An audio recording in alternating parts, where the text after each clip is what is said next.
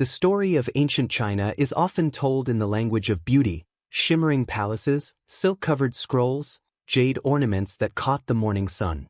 But behind the serenity of its art and philosophy, behind the elegance of its scholars and poets, there existed a darker genius, a vision of pain so precise, so deliberate, that it could only have been born from the same mind that painted dragons on porcelain.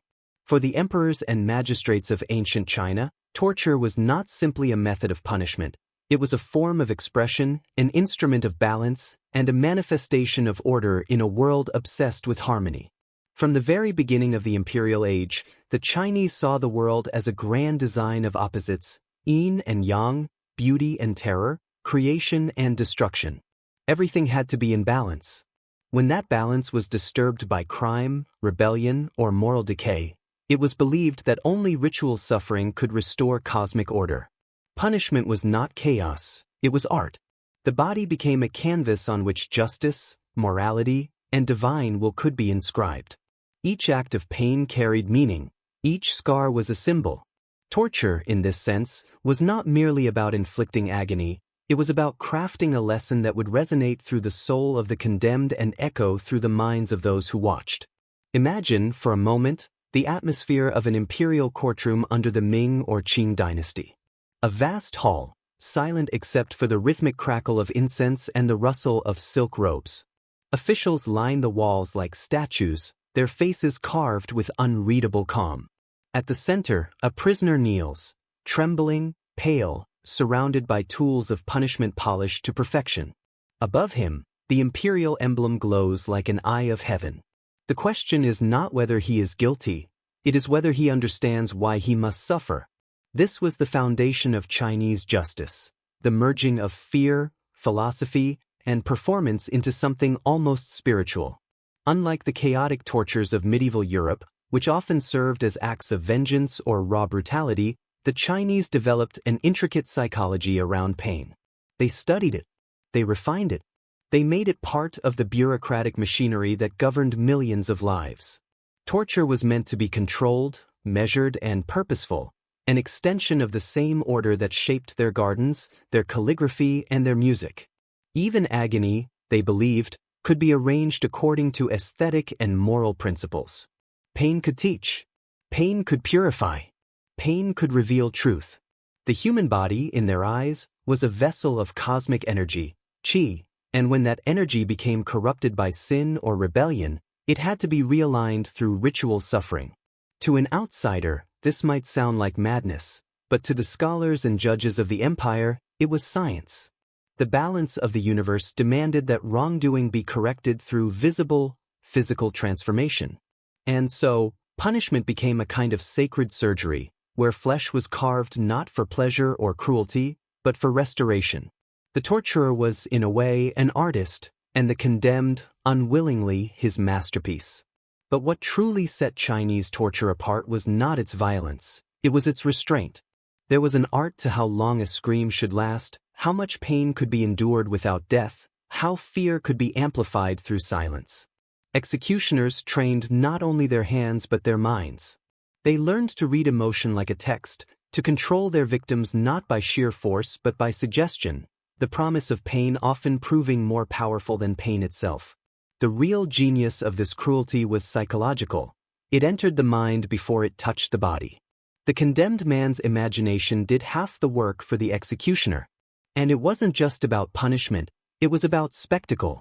In the eyes of the empire, every act of torture was a lesson to the masses, a visual sermon on the importance of obedience. Crowds would gather in the city squares to witness the slow unraveling of human pride, watching as law and power were made flesh. The atmosphere was eerily ritualistic, the hush before the first blow, the collective intake of breath, the mingling of horror and fascination. Pain, presented in such a way, became moral theater, and like all good theater, it demanded emotional precision. Yet beneath the discipline and philosophy, something far more unsettling stirred. There was a strange reverence in how the Chinese treated the act of suffering.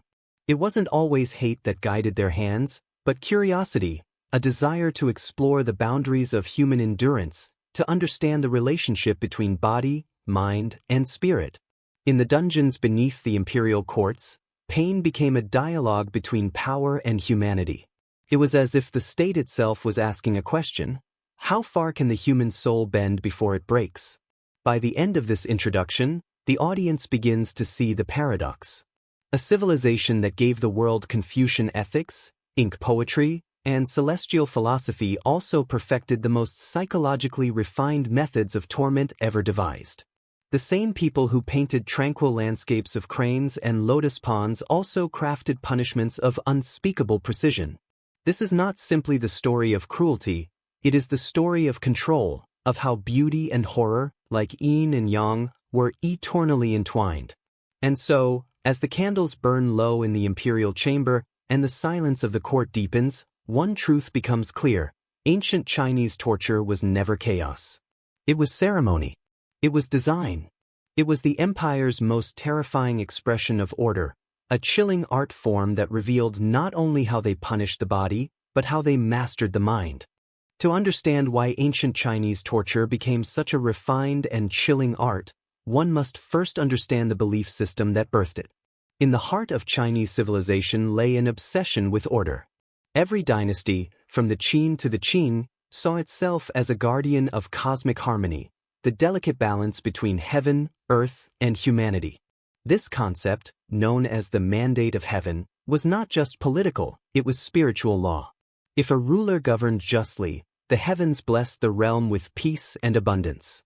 But if chaos or corruption spread, it was believed that the natural order itself began to decay. Floods, famines, and rebellions were signs that the cosmic balance had been broken. In such a world, punishment was not a simple matter of law enforcement. It was ritual restoration. Torture, in this sense, was not an act of cruelty but of correction, a dark mirror of the same philosophy that governed the universe. The philosophical backbone of this system came from a blend of Confucian morality and legalist control. Confucianism emphasized virtue, hierarchy, and obedience, the idea that every person had a place and duty within the grand social design. A son owed loyalty to his father, a servant to his master, a citizen to his emperor. Legalism, on the other hand, was cold, mathematical, and ruthless. It believed that fear, not virtue, was the only reliable foundation of order.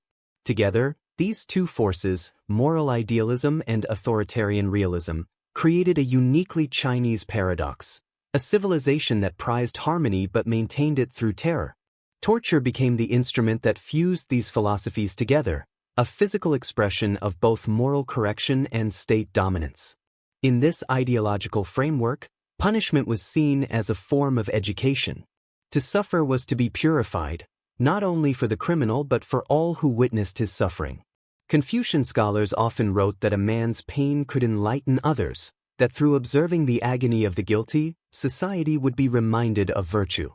Legalist ministers took this one step further, arguing that fear itself was moral, that terror prevented disorder, and thus served the greater good. In the imperial mind, therefore, fear was harmony. The empire could not survive without it. Pain was the glue that kept millions obedient, the invisible thread that held the vast machinery of civilization together. In the grand imperial courts, torture was not performed in secret, it was institutionalized. The emperor's word was divine law, and below him stretched a chain of officials whose duty was to interpret and enforce that law through carefully prescribed rituals of punishment. Everything, from the angle of the prisoner's bow to the rhythm of the flogging, was regulated. A torturer who struck too hard could be punished for excess. One who showed mercy could be accused of corruption. The system demanded balance even in cruelty. Pain had to be measured, justified, and symbolically perfect. It was not enough to harm, one had to harm correctly.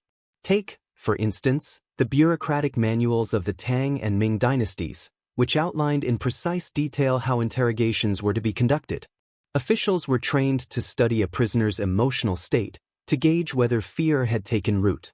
They were encouraged to pause between blows, to allow anticipation to deepen the mental agony. Confession was the ultimate goal, not death. For a prisoner to die without confessing was a failure. It meant the harmony had not been restored.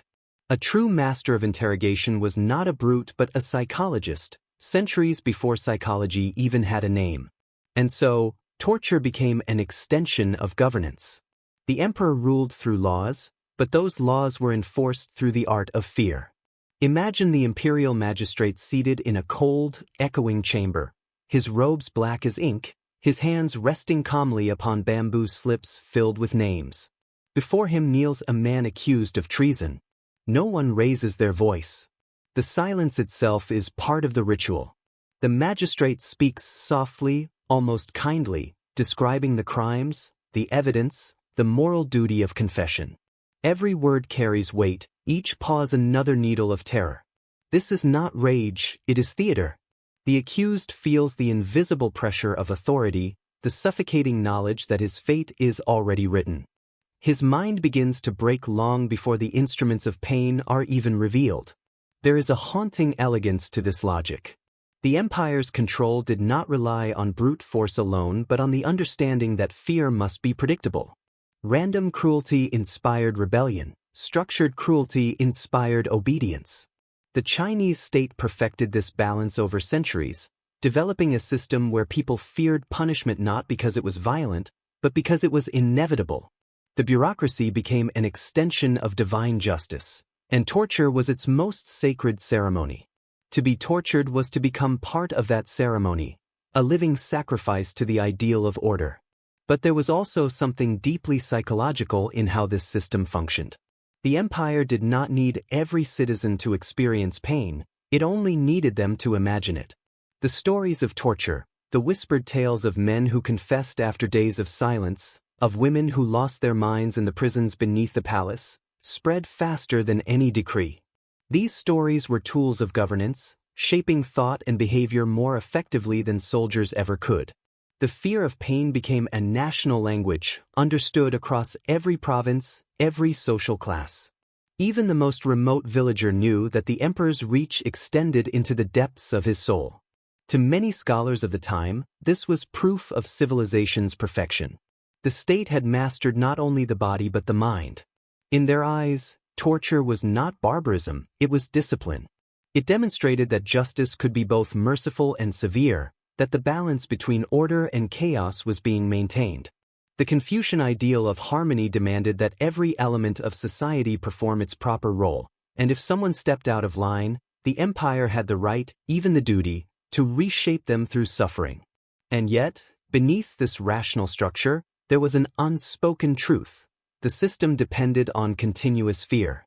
The harmony it created was fragile, bought at the price of silence. It was a beauty that existed only because terror maintained it. The streets were calm, the people obedient, the empire vast, but every citizen lived under the shadow of pain, every heartbeat in rhythm with the unseen machinery of punishment. This was the true genius of the imperial mind. It understood that the most effective torture was not the one that left scars, but the one that lived forever in memory. Thus, in the grand design of ancient China, torture was never random cruelty. It was a language, the voice of the state, the whisper of heaven reminding mortals of their place. It spoke to the heart through fear and to the soul through pain. And in that perfect, horrifying balance between justice and suffering, the empire found its most enduring form of order, harmony through fear.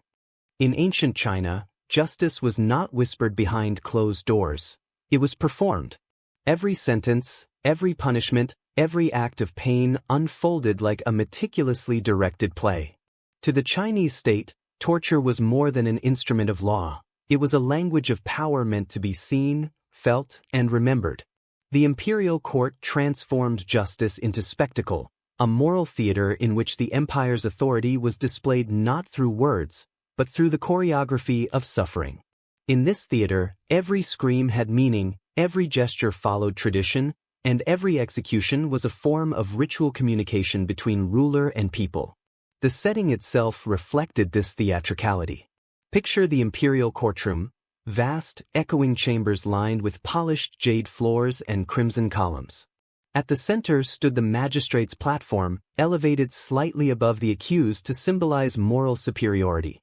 The accused knelt below, hands bound, head lowered, surrounded by assistants holding scrolls and instruments of pain. The audience was not made up of peasants or random bystanders. It consisted of clerks, witnesses, and sometimes even local scholars invited to observe. Each trial was an event, carried out with the same precision as a religious ceremony. The emperor or his appointed judge played the lead role, a living embodiment of heaven's justice. And below him, the condemned became both the subject and the symbol of his power. Before the first lash was struck or the first bone dislocated, there was always silence. A silence so dense it seemed to absorb the air itself. The purpose of this silence was psychological. The accused was made to feel the weight of expectation, the suffocating awareness that every eye in the room was fixed on him. The torture had not yet begun, but already the mind began to break. Anticipation was the first act of this performance. The invisible torture that stripped a man of his dignity long before the instruments were applied. It was a play designed to show that even before the whip touched flesh, the empire already owned his fear. When the command was finally given, it was not shouted. The magistrate would lift his hand with calm precision, signaling the torturer to begin. The instruments were laid out like brushes in an artist's studio: bamboo rods, iron tongs, wooden boards, ropes. Each had its role, its aesthetic, its symbolism. The first blow was never excessive. It was meant to draw not blood, but silence, to establish the rhythm of the scene. The torturer's craft lay not in violence, but in pacing. The purpose was not to destroy, but to display control. Too much pain too quickly spoiled the message. Too little, and it risked disrespecting the court's authority. Every strike was an act of communication between the executioner and the empire's moral code. The accused's suffering became the centerpiece of the performance, a visible sermon to those who watched. His cries were not merely signs of pain, they were symbols of purification. The Confucian philosophy that shaped these rituals viewed confession as moral rebirth. The moment a criminal confessed, his suffering achieved purpose. The imbalance caused by his wrongdoing was finally restored. Thus, the entire ceremony was designed to force moral enlightenment through agony. Torture was not random, it was narrative. It followed a beginning, middle, and end, like a tragic poem written in flesh.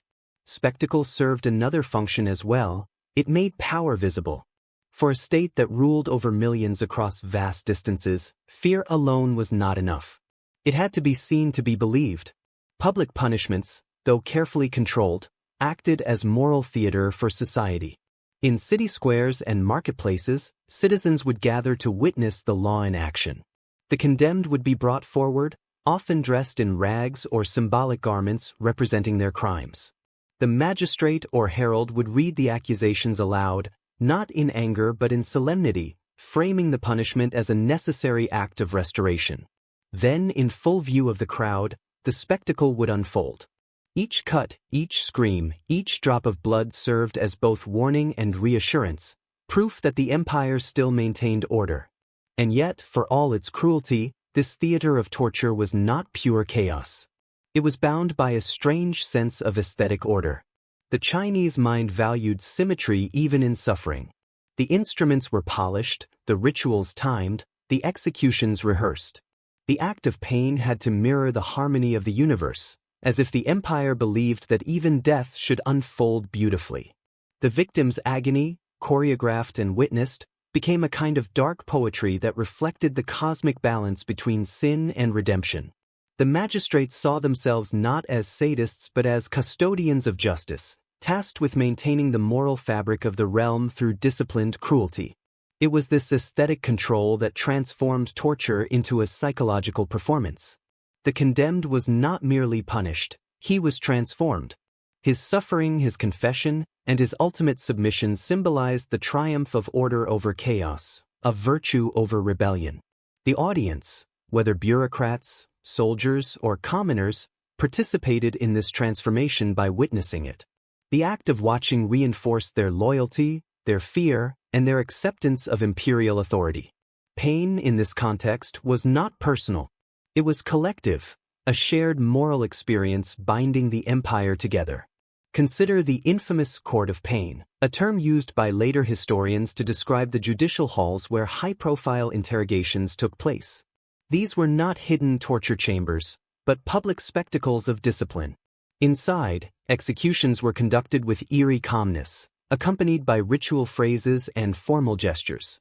The goal was to make suffering appear civilized, to frame barbarity as virtue. When a corrupt official was flayed or a traitor broken on the wheel, the empire's subjects were meant to see not cruelty but righteousness, a reminder that every ounce of blood spilled was payment for moral decay. Justice, in this sense, was a form of performance art, and the body was its stage.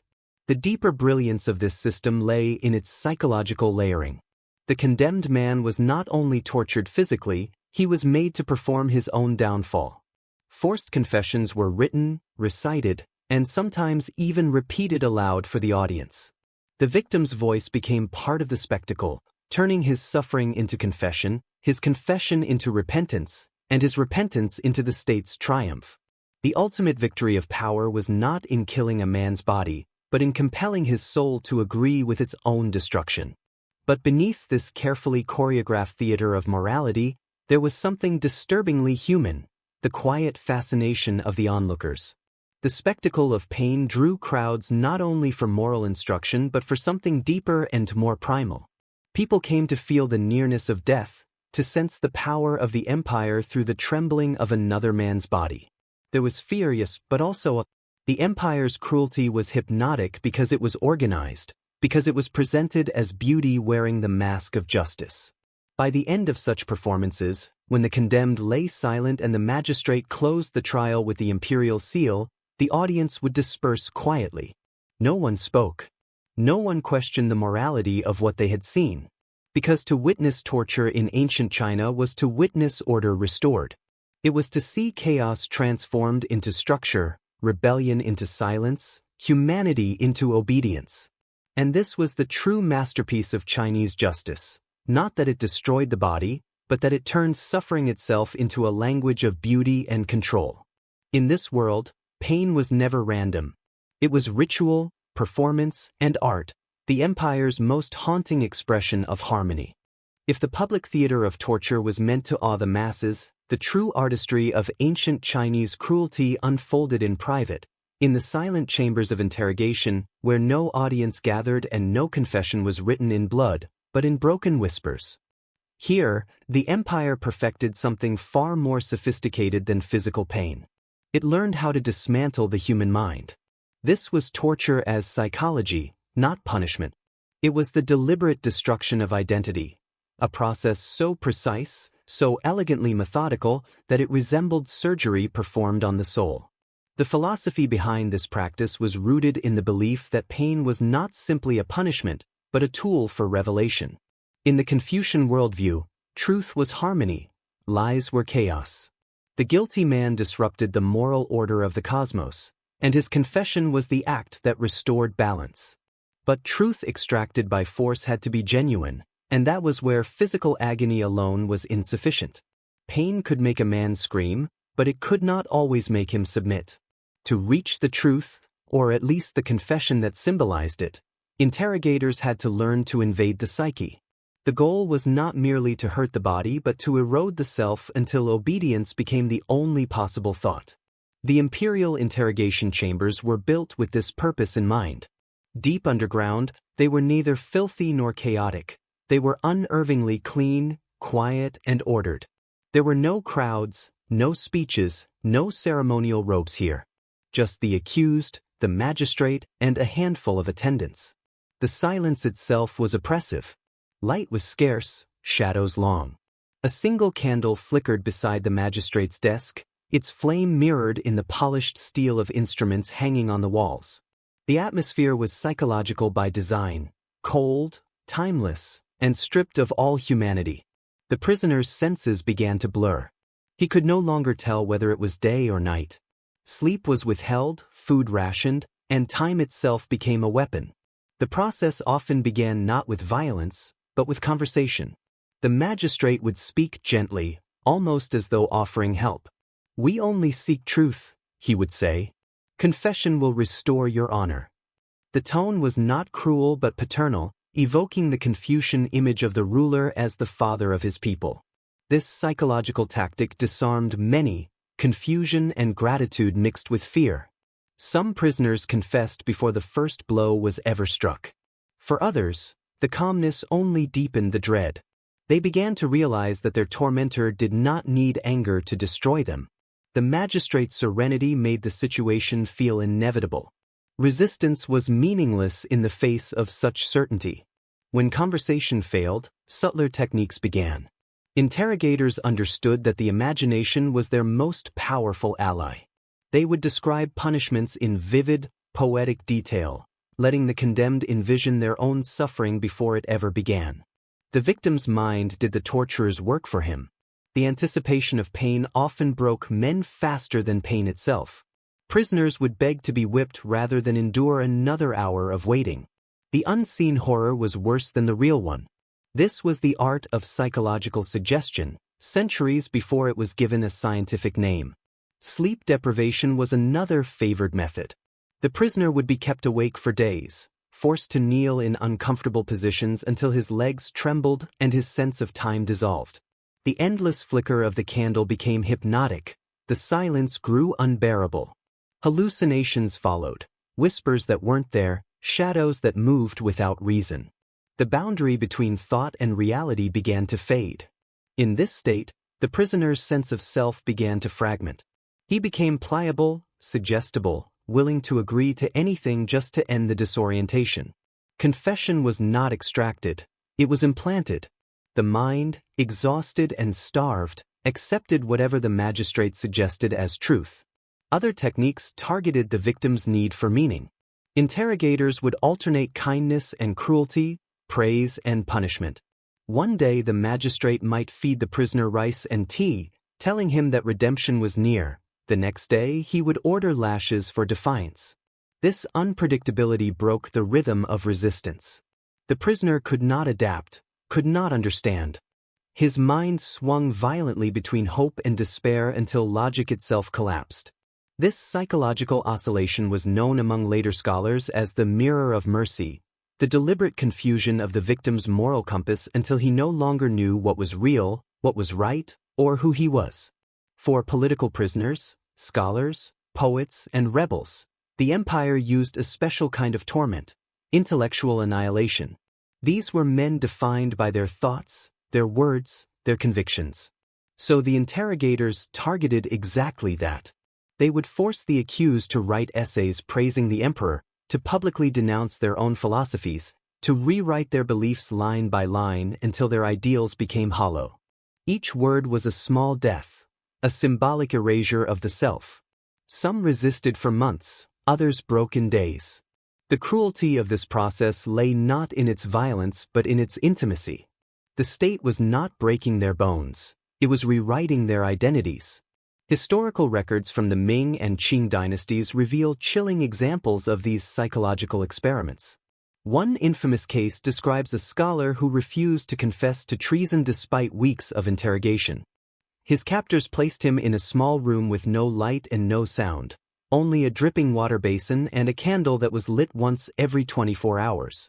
After 2 weeks, he began to whisper his own name into the darkness, as if to remember who he was. After a month, he confessed to crimes that did not exist. When he was released, he could not recall the words he had written. He bowed to his interrogator and thanked him, not out of sarcasm, but because the torture had successfully reprogrammed his sense of reality. Such cases reveal the psychological sophistication behind Chinese torture. It was not the frenzy of sadism, it was the science of obedience. The goal was to turn the mind into a mirror that reflected only the state's will. Every scream, every confession, every silent tear served a purpose, to reinforce the empire's dominance over the very concept of truth. The interrogator's genius was his restraint. He knew that pain could make the body rebel, but despair made the soul surrender. What made this system even more terrifying was how deeply it aligned with Chinese philosophical ideals. In Taoist thought, transformation required the dissolution of the self, the return of individuality to the universal order.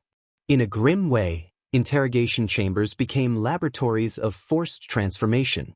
By erasing ego, by shattering resistance, the torturer believed he was restoring the cosmic balance that crime had disturbed. The process was horrifyingly consistent with the empire's belief in harmony. To destroy a man's mind was not cruelty, it was cleansing. Over time, this mastery of psychological control became self-sustaining. Torturers and interrogators passed down their methods like artisans teaching a craft. Manuals described not only physical techniques but tones of voice, body language, and timing, all essential to controlling a victim's psyche. These were technicians of fear, men who saw themselves as serving justice through the careful application of emotion. To them, the human mind was clay, and they, the sculptors who molded it into submission. And yet, perhaps the most haunting element of this art was its effectiveness. A man whose bones were broken might die defiant, but one whose soul had been dismantled could be made loyal again. The empire could recycle obedience from rebellion, reshape identity from ruin. The victim emerged hollow, alive, but altered, his memory blurred, his will extinguished. That was the ultimate success of Chinese psychological torture.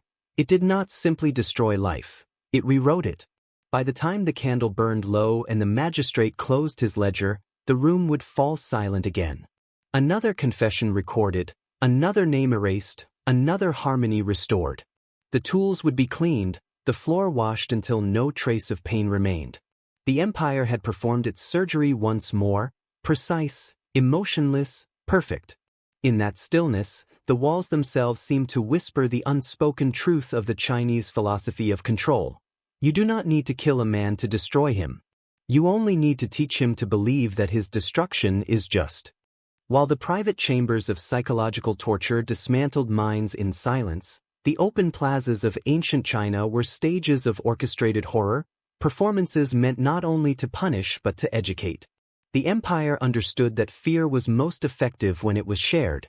A single execution in private might destroy one rebel, but a public spectacle could paralyze thousands.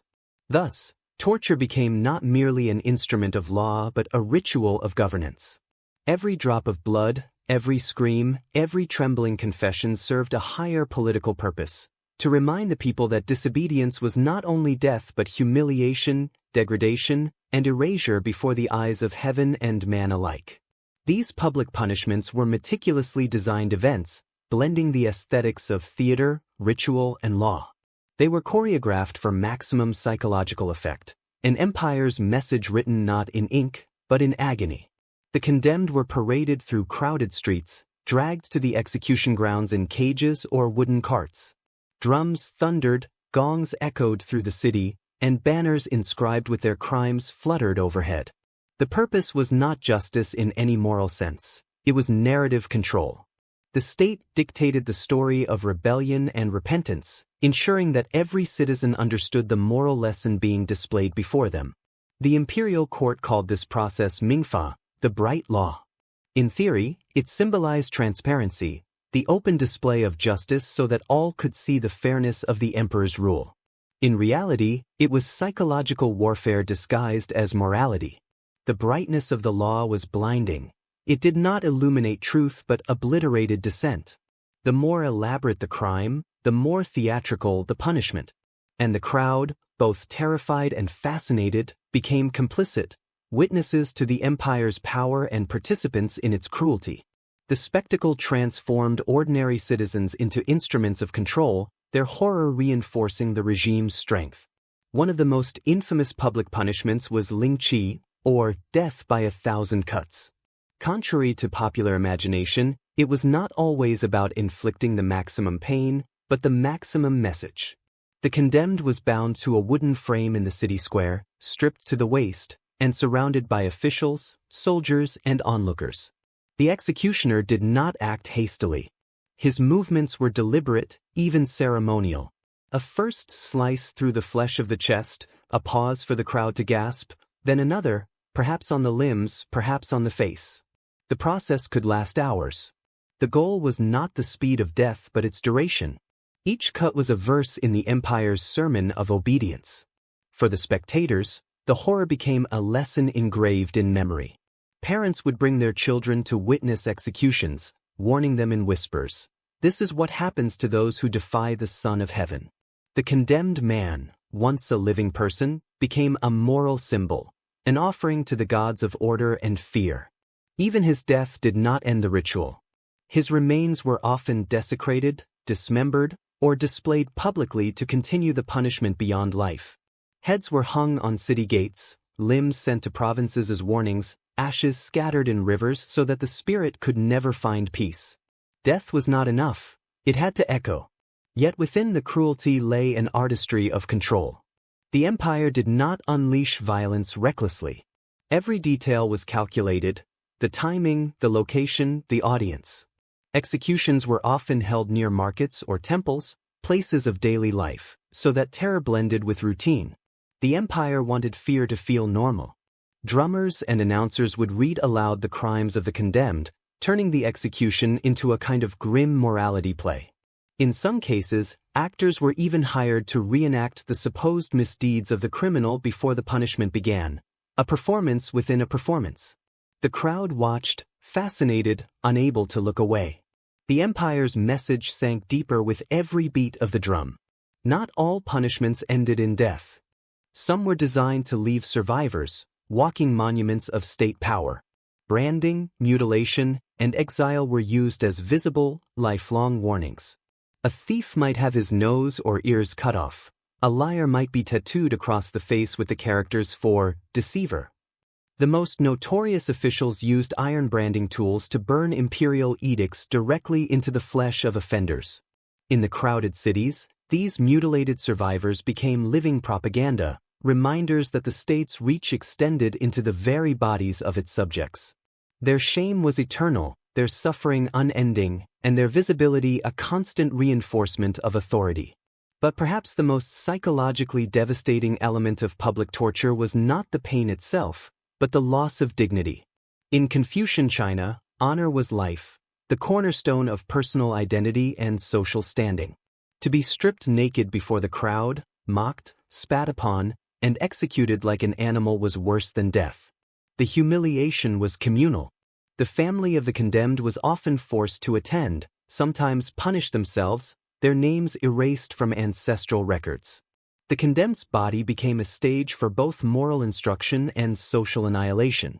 The empire understood that breaking a man's body destroyed one person, but breaking his reputation destroyed generations. Historical chronicles from the Ming dynasty record thousands of such events. Officials wrote about them not with disgust, but with pride. They saw these spectacles as evidence of the empire's moral clarity. In one particularly famous case, the corrupt official Lu Jin, a eunuch who had amassed immense wealth, was subjected to lynching in 1510. The crowd was so vast that witnesses described it as a sea of faces. As the execution began, the people shouted insults and threw stones, but as the cuts multiplied and Lu's agony grew unbearable, the mood shifted. The crowd fell silent. Some began to weep. Others turned away. The lesson was complete. Terror had become compassion, compassion had become guilt, and guilt had become obedience. The empire had turned human emotion itself into an instrument of control.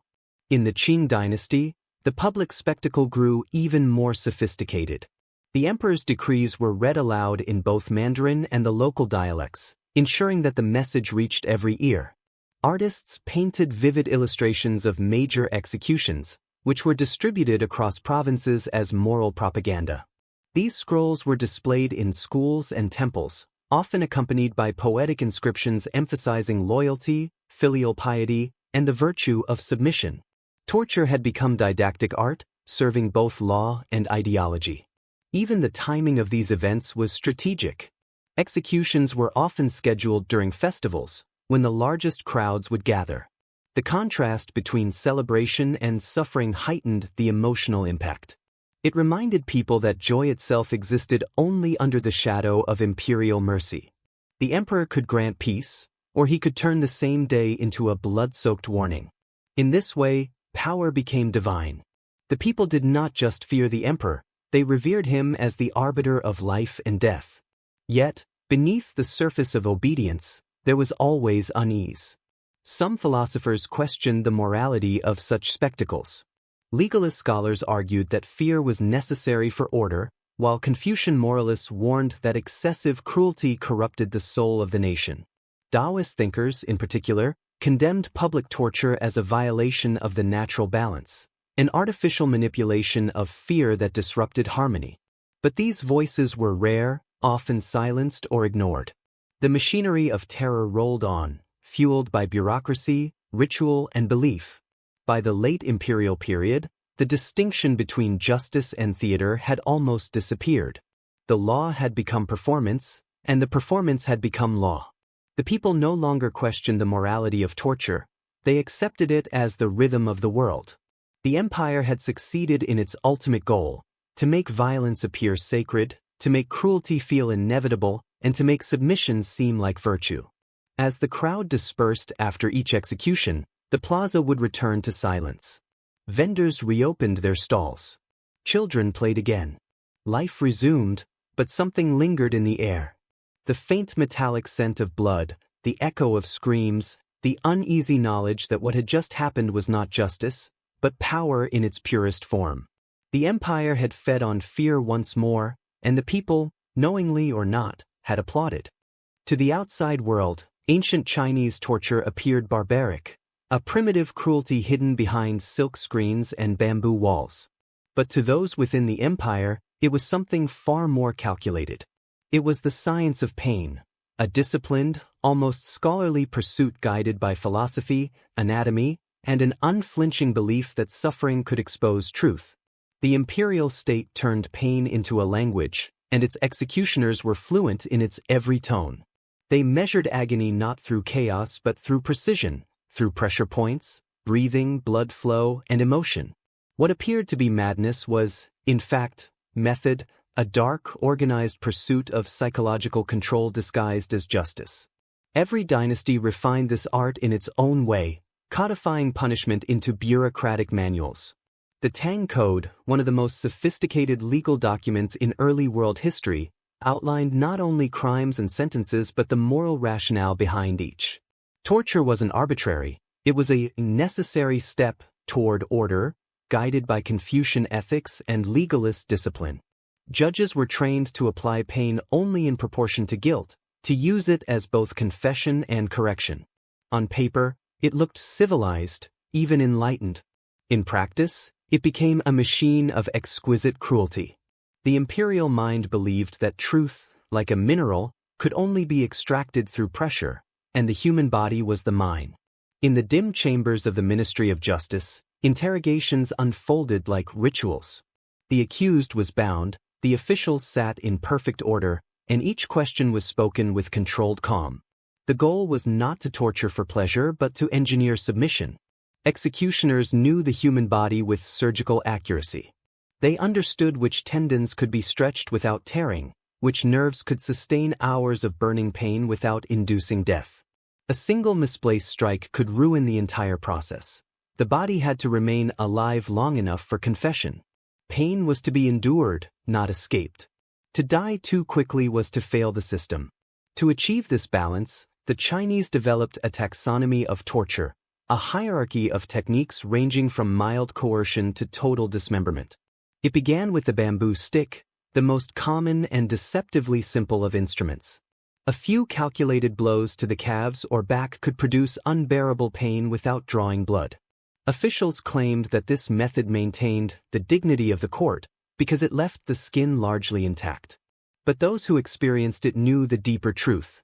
Beneath the surface, muscles tore, nerves swelled, and the agony lingered for days. It was pain that left no evidence, only memory. More sophisticated devices followed. Wooden presses that crushed fingers joint by joint.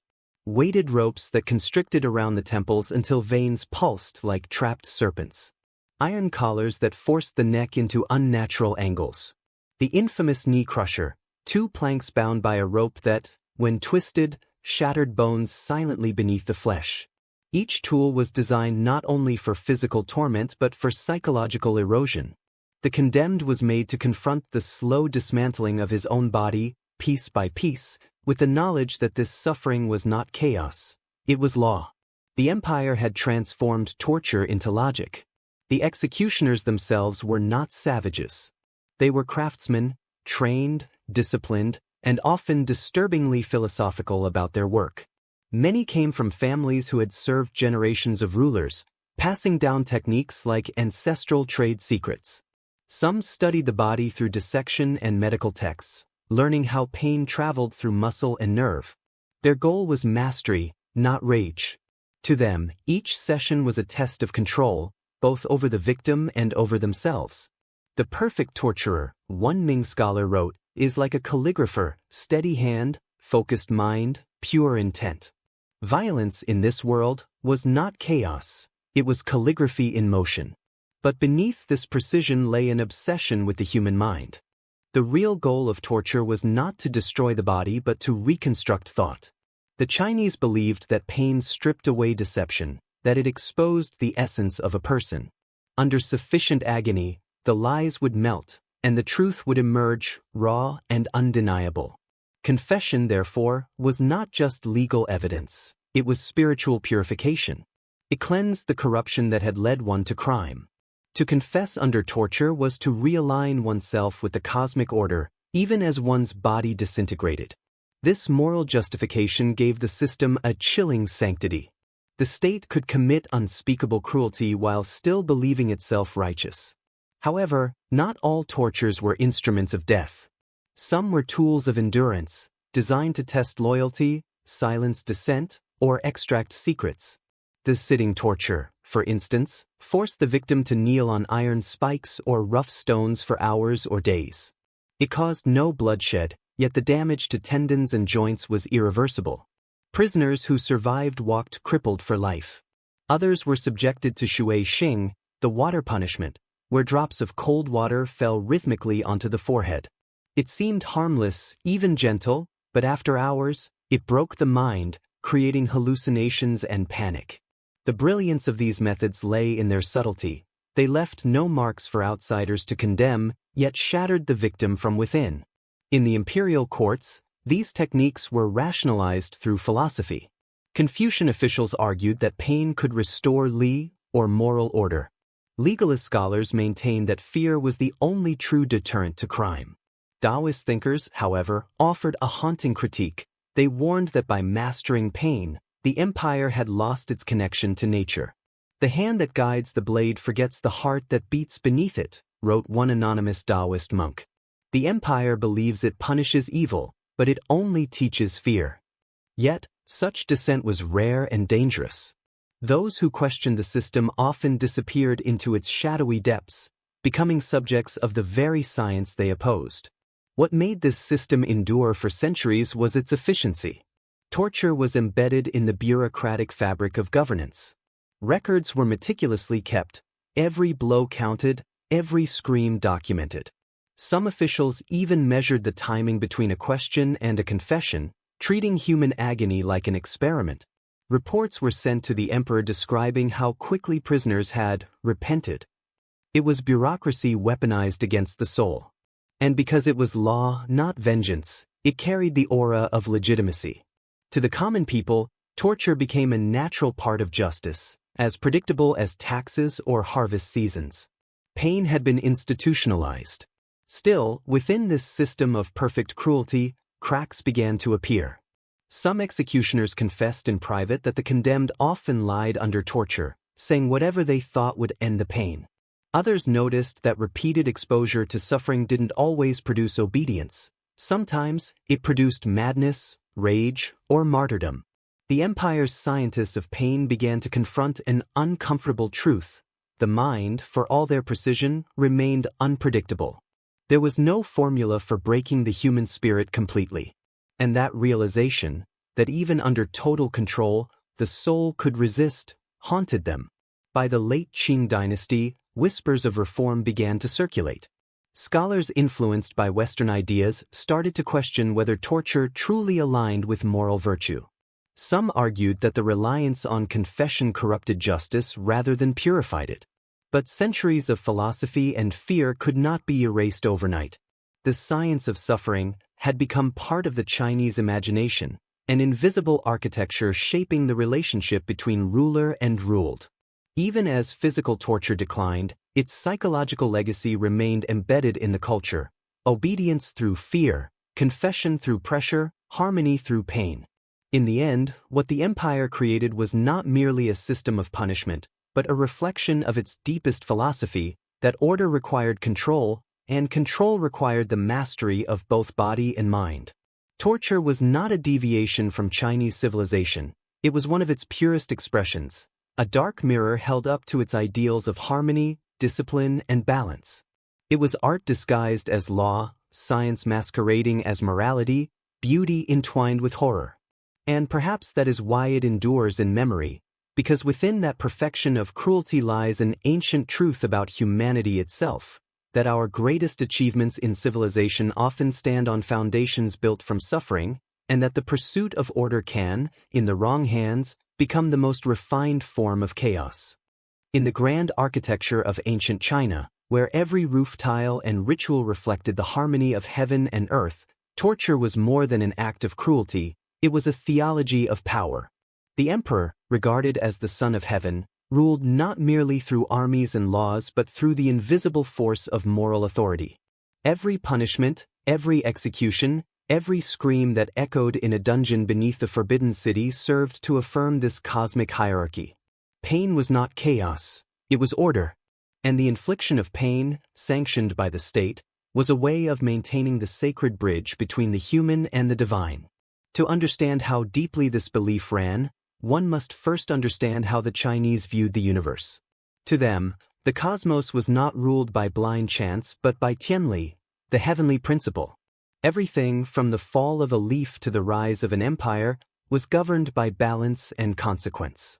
When corruption infected society, it was seen not as a political failure but a cosmic disturbance. The emperor's duty was to restore balance, not just through reforms or decrees, but through visible acts of justice.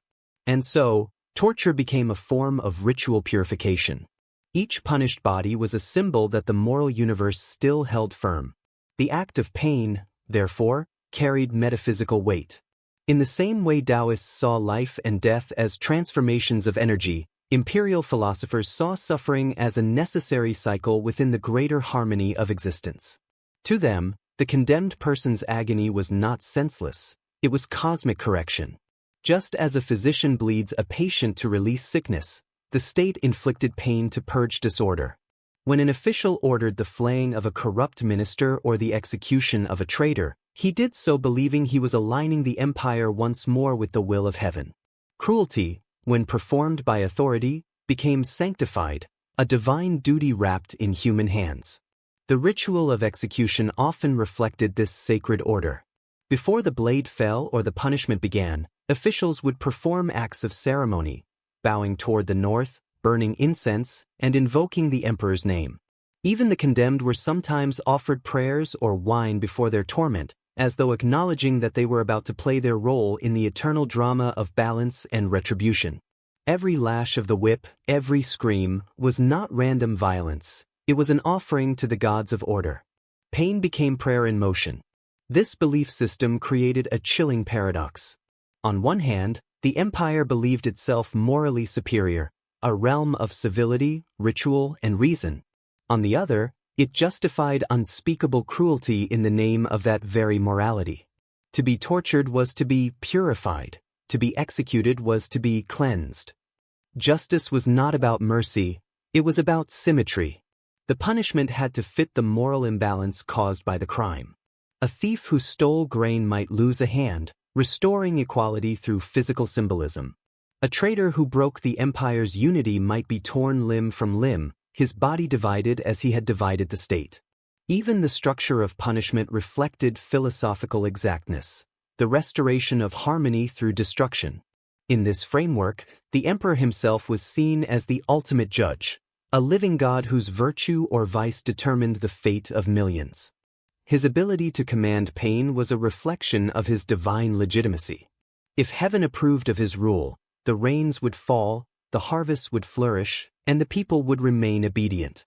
But if he failed, if he allowed corruption to fester or showed mercy to the unworthy, the cosmic balance would collapse. Floods, famine, and rebellion would follow.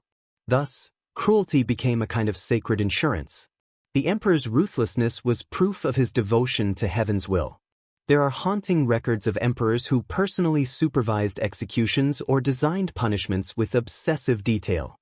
The Ming Emperor Hongwu, for example, crafted elaborate methods of torture for officials who betrayed him. To modern eyes, his actions seem monstrous, boiling traitors alive, dismembering their families. Yet in his own writings, he described these acts as moral necessity. "If evil festers and is not cut away," he wrote, "the empire will rot from within." For him, torture was the scalpel of heaven. Each punishment was both warning and cure, a surgical act upon the body politic. Even in the lower ranks of society, this belief permeated daily life. Ordinary people saw torture as divine justice made visible.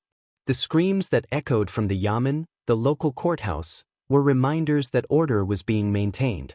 To many, it brought reassurance, proof that the emperor was watching, that the world was not slipping into chaos.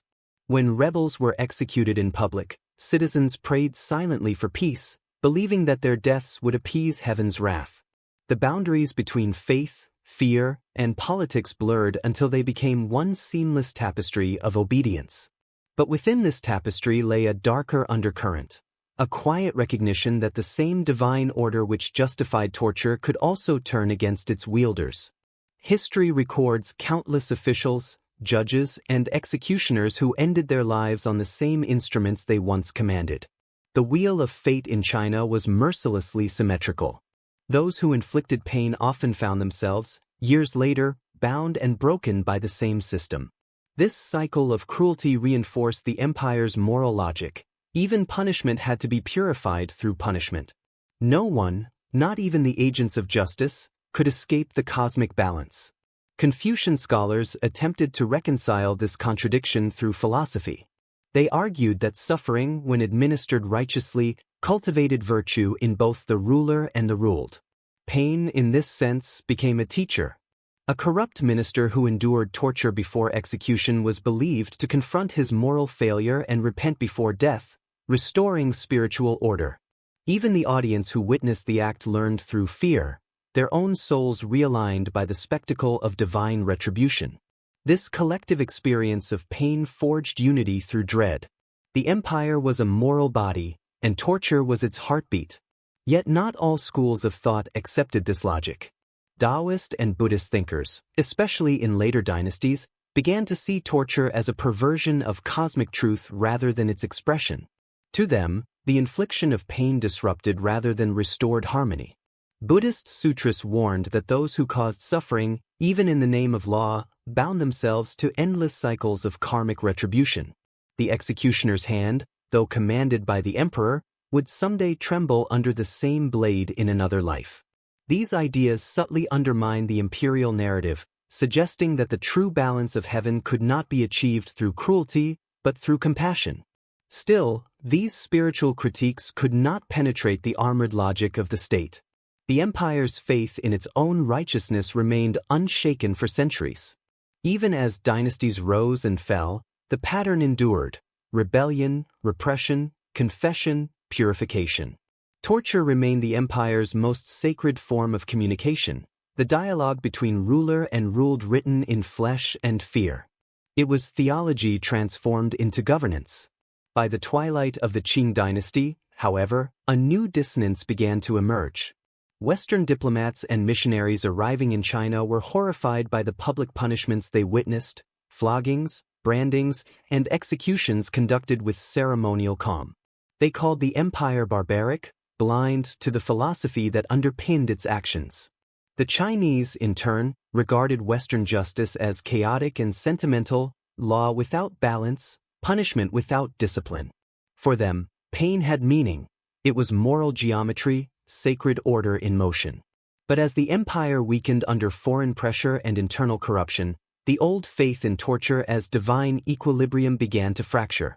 The Son of Heaven no longer seemed favored by heaven itself. And so, the ancient belief that suffering sustained the cosmos began to fade, leaving behind only its ghosts, the memory of an empire that once equated cruelty with harmony, control with morality, power with divine truth.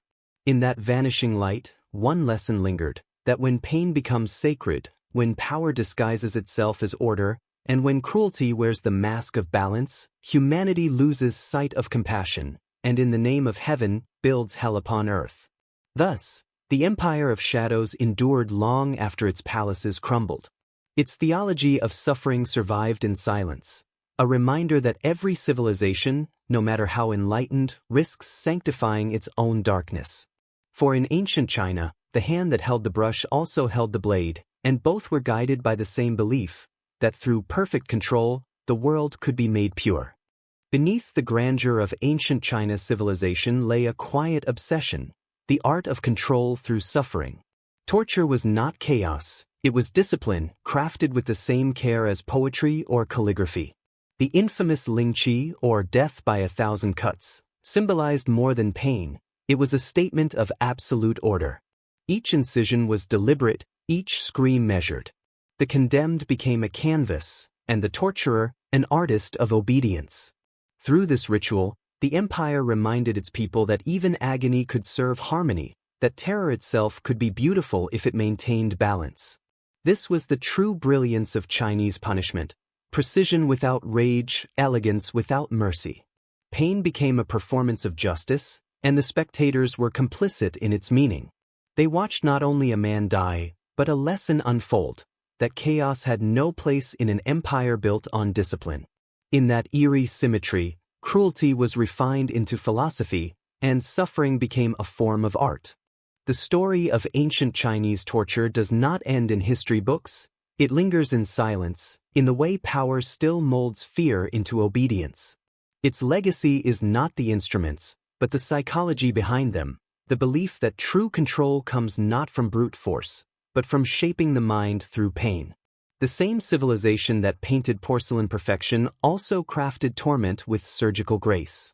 It reminds us that civilization's pursuit of order often breeds its opposite.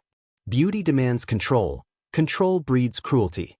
Ancient China's tortures were not madness, but mirrors, reflecting how far humans will go to perfect the art of dominance. Their story is not about death, but about the fragile thread between mastery and monstrosity, a line humanity still walks today.